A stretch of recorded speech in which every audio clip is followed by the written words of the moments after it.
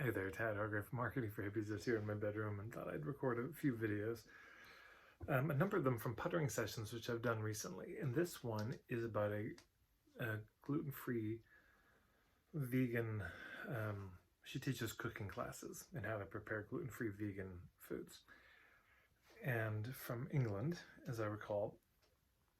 And we started talking and she, was needing more clients. She was looking for more one-on-one clients.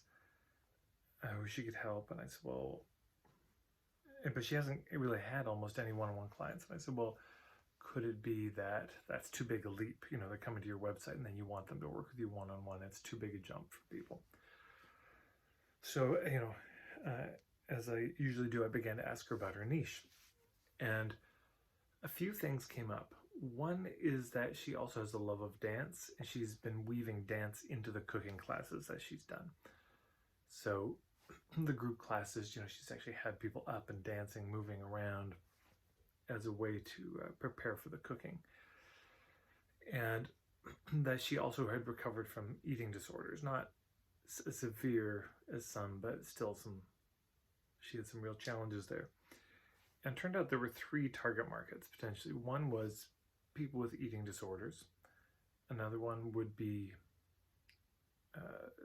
dance instructors, was an interesting one we came up with.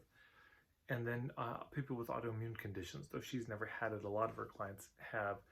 And the types of recipes she helps people make seem to be very good for helping people with these autoimmune conditions. And so there you go.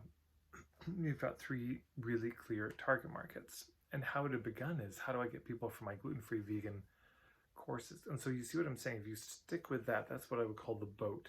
Meaning, your clients want to get from island A to island B. That's the boat. And if you try to sell the boat and they don't know, and they're really interested in a specific journey, they may not see why your business is relevant to them. And you're left just trying to find, starting vegetarians, people just starting on the gluten-free path, which would probably work fine as well. But we had some more interesting ones. So let's just go over these. First, let's people with the autoimmune conditions. Yeah, so let's think about this in terms of podcasts. So she could be reaching out to all these different podcasts of people, specializing in autoimmune, saying, yeah, I teach people how to make, these dishes they're very helpful and healing for their conditions. And so she could speak to them about that, and also speak to them about the importance of moving their bodies and dance, in healing. That would be one possibility. Another possibility is people with eating disorders. I think this one may be the winner for her, because there's going to be lots of podcasts about that. And if she were to say, hey, bring me on, I teach cooking lessons, for people with eating disorders, it's just nobody's going to want to interview her. Oh, but I do vegan and gluten-free. Chances are even less. People with eating disorders are already so uptight, and so here's more rules may not appeal. But this dancing while cooking and preparing for cooking has a lot of benefits. It helps people get in touch with their bodies, know if they're actually hungry or not, helps satisfy them, fulfill them in a way so they're not reaching for food, especially if they're dancing with others. There's this sense of community. So I just thought that was a really nice one. And then, what was the other one? So the eating disorders, autoimmune conditions. I've completely blanked on the other one, but hopefully you get the idea. Each of those, even if we just looked at it as podcasts, could be that could be dozens and dozens of interviews directing people to her and her work. And one of the pieces of homework I gave her, I said, is I want to see you write out, what is this connection between food and movement? Between eating, digesting, and dancing. How are those tied together in some way? Because for her, as it's often the case, it's a deeply felt intuitive thing that she knows that there is a connection of what it is, but giving voice to it isn't always easy. So I gave her the assignment to just work on that.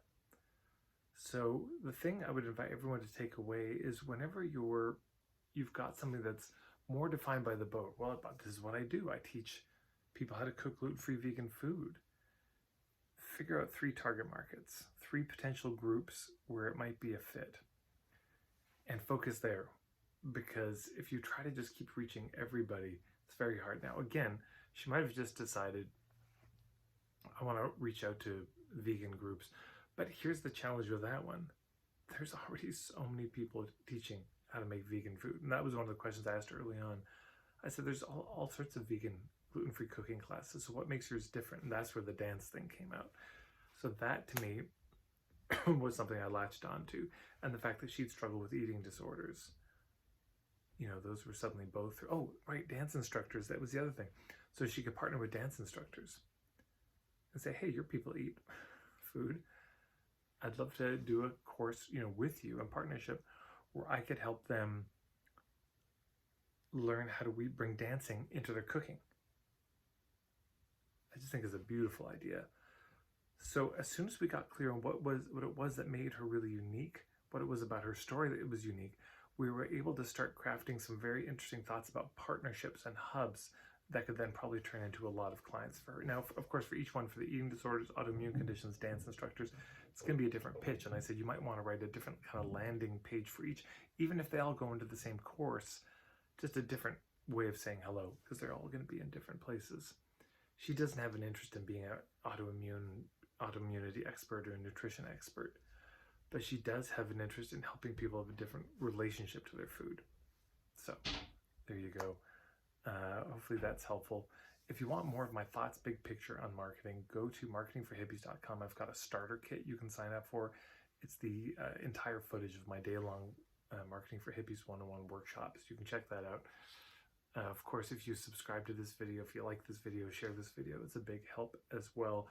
I've got tons of playlists here, and you can find me on Instagram at Marketing for Hippies or on Facebook as well. I think that's it. Thanks so much.